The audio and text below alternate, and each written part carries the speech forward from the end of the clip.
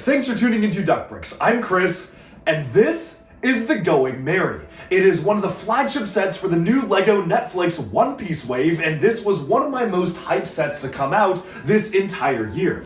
It is a full minifigure scale recreation of The Going Merry, obviously scaled down, but still a very playable type of build, with a bit of an interior as well as all of the minifigures to make up the entire crew.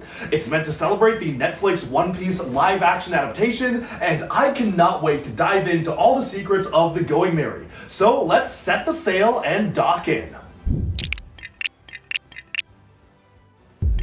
And now for the moment you all have been waiting for. Yes, this is 75639, the Going Merry pirate ship. It retails for $140 or 130 euros and comes with 1,376 pieces. It also includes the entire crew of the Going Merry, at least so far at this point in the series. You've got Luffy, Zoro, Nami, Usopp, and Sanji, and I think it is really cool to actually get all 5 major characters depicted in this one set. It would have been really easy for LEGO to include only some but not all of the crew, maybe include a villain instead, but I really do like that they clearly know what fans want. If I'm buying the Going Merry, I want every single figure that makes sense to be included in the set, and that is something I really appreciate. Also, because this set only includes 5 figures for $140, they were able to use the budget to really make this ship feel more beefed up and feel better as a design with a lot of phenomenal detail. There are no pre-molded elements used for the hull of the boat, which LEGO has done before in the past. Every single aspect of this build is fully brick built, and that is for better or for worse. Now, I know a lot of fans, when they first saw the set, were a little disappointed with the size of the boat. If you compare the size to something like, say, the Ninjago Destiny's Bounty, which retails at a similar price, but just has so much more scale to it, I can totally understand why people were maybe a bit disappointed that this is kind of a scaled down version of the boat, but as a LEGO playset, I actually do think that this is pretty much the perfect size to play with. There's a couple of things about the set that I feel like could have been improved, namely with the sails themselves, but almost everything about it is genuinely really well done. The sheep head design for Merry on the front of the boat is really well built, and overall I just love the amount of detail factored into the set despite it coming in at a slightly smaller overall scale than what you would expect a minifigure scale Going Merry to look like, which probably should have been like double the size of the set, but also twice as expensive.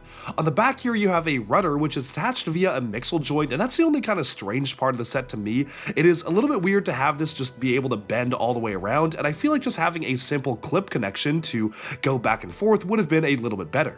Other than that though, I really do love these studs in the side detail on the back and hull shaping of the ship itself, which I think goes to show just how well designed this build is.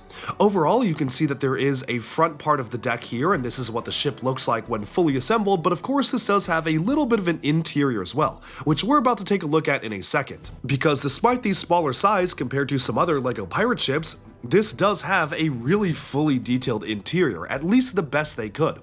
Moving onwards to the front here, you can see a hatch can be removed for the front compartment. There's another hatch which can be removed in the center, showcasing some of the cargo the ship is carrying and holding all of the randomized wanted posters included in the set, which is the main chase collectible of the One Piece wave. You can slide out a back room for the section here. And then finally, the entire back part of the ship can be fully removed to allow access to the back deck. So there's actually quite a lot going on when it comes to the interior of this vessel. I'm going to start off by showcasing the front of the ship, which has a nice couch or bed for the characters to use. It's a much more scaled down version of stuff that we've seen in the show, but I really do like it for what it is. Of course, you do have some windows on the side as well, which you can use to peek out, and some rope being used as well to just showcase the different aspects of things you can do on the ship. There's a telescope which is mounted on a clip, as well as a goblet in which you can use for just various purposes, and then we can now move on to the next compartment. The middle compartment of the ship is pretty much just cargo, and honestly, I would have expected to see something a little more involved than this, but I think it's alright, especially given that you can't really fit minifigures in the base of the ship. Here you have a selection of randomized wanted posters, and these are just randomly distributed throughout all the sets. You never know which ones you are going to get, and these are the 4 I got in my set, although of course your experiences will drastically vary. Despite having all the sets, I am still missing the Buggy the Clown wanted poster after all. Moving on from that, we can take a look at the main interior area of the ship, and this is really where the ship gets to shine when it comes to the interior design. You've got a little bit of a chef's area for cooking, so you have pots, pans, and plates there, some nice stickers adorning the wall there, and even salt and pepper, because of course, you do have Sanji on board after all, a pizza being cut up, a sink, and a nice little multicolored sofa for the characters to sit on and enjoy their food. This is really the part of the Going Merry that makes the ship feel like a home. It is really a nice amount of detail packed into such a small space, and that's something I really appreciate about the build, is just how much they were able to pull off using the relatively smaller confines of the ship itself. Of course, this door here can open up and there are stairs leading upwards to the main deck, and then you can go on the side and go up the stairs here to actually go up to the second level, which also has its own design. Placing this back onwards, this really just attaches by a couple of studs, and it uses a pretty clever method of adhering to the ship by kind of just rotating and sliding inwards, which just feels very satisfying to click it in. And then of course, you can take the back of the ship here. You've got some hints towards Nami's origin with the tangerines growing on the back of the ship. And then of course, you open this up to showcase just a few more accessories that you can find on the inside. Buckets, a spoon, a telescope, some potions or bottles and vials. This just all helps to make the ship feel like it's lived in and has a storage compartment of its own, or maybe the crew members are storing some of the most valuable treasure they found on their journeys. Moving onwards with the rest of the ship, once the interior has been fully placed back in place, I want to call out the material used for the sails of the vessel, because that was actually a point of contention when this first was released. A lot of people were wondering, well, why didn't they use regular fabric for the sails? Because it definitely does look a lot better when you have fabric versus vinyl. Well, the thing is, the vinyl being used here is a little bit different than your standard kind of shiny Lego vinyl pieces. It looks a little better, and the benefit to this, which they've used this material a couple times before, like in the 4+ Destiny's Bounty for Ninjago Legacy, is that you have the print extenuating onto both sides of the sail. So you can literally see it from the front and the back, and that was super crucial for the back sail being striped with red and tan. It is really important to showcase that from both sides. One of my only aesthetic complaints about the ship is the usage of these rubberized pieces for the sides of the mast. They just feel a little bit awkward to me, and it is really hard to get these fully aligned. Like, they're mounted on handlebars, so if you have them pushed all the way in, it looks a little bit too narrow, and then of course if you move them all the way out, they feel like there's just too much slack, so I kind of wish they used any other piece. I do miss the days of having you kind of actual thread real string in and out of the masts, but for a building toy that is designed for kids to play with as well, it definitely works okay. Altogether, I do think this is a really great LEGO representation of the Going Merry.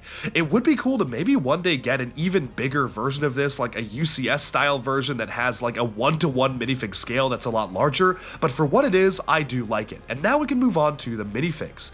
Of course, we have to start off with Monkey D. Luffy here, and Luffy has a really nice set of dual molded legs, dark blue and that kind of nougaty color for the legs themselves, plain nougat arms, and the dark red torso.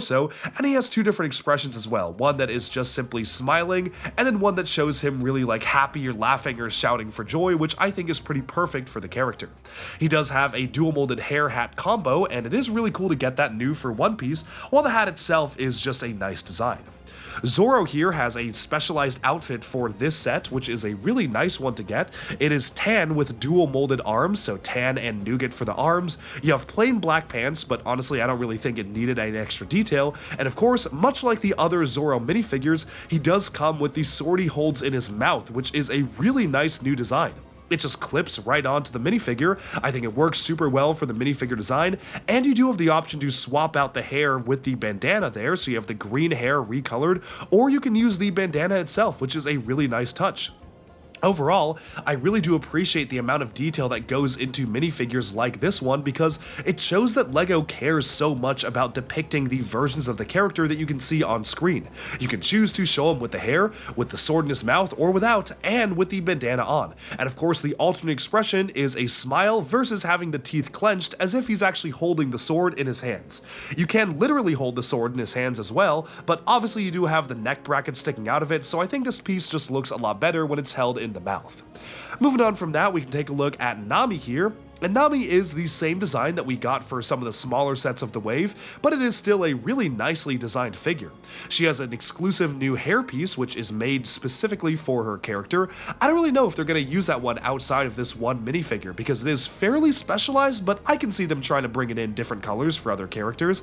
And the only complaint I have here is that while it does have dual molded arms, which is really nice, I think it would have been even more perfect with dual molded legs, showcasing her shorter skirt and then showing the sandals that she's wearing throughout the first season. So that's my only thing about the minifigure, but otherwise I do think it is a really nice design. Moving onwards, we have Sanji here. He does also have a brand new hairpiece used for the character. It would have been really easy for LEGO to use one of the pre-existing hairpieces they have, which are very close, but not the same as this hairpiece, but they really went all out to depict him with a specialized new hairpiece. He has a really nice new torso showcasing a black double-button suit, double-breasted suit there. He's got a nice new facial expression as well, showing a smirk and a smile, and I think it just fits for the character. Usopp also has a new design for the set, with printing on the side of the arm. Super cool to get that. His satchel, which is always present, a dual molded hat and hair combo element, which is really nice, and of course, fully printed torso and legs, which is just really well done.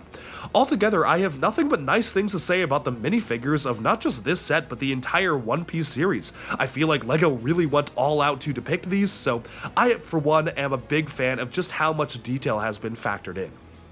But with that, we can sum up my look at the One Piece Going Merry pirate ship. This to me is the quintessential One Piece set, and I can easily see this becoming the most popular LEGO One Piece set. People have been asking for a One Piece Going Merry for years, and we finally are getting One Piece LEGO, and this is the quintessential set to get.